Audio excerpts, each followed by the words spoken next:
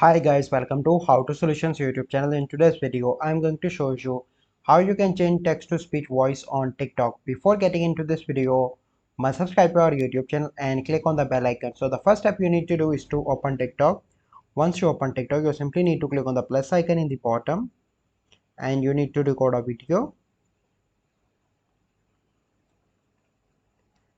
As you can see that I record a video, then you need to click on text on the top right. Hi everyone. So you can see that I write a text, then you need to click on that text and click on text to speech. And once you do that, that text is in English male voice. So let me, Hi everyone. so you can see that. Hi everyone. And if you want to change, you simply need to click on edit and change into another language.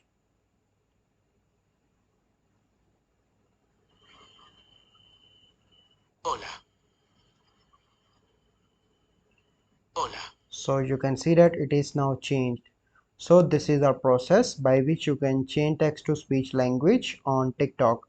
I hope you find this video helpful. If you find this video helpful, must like this video, subscribe to our YouTube channel for future videos. We'll see you in the next video.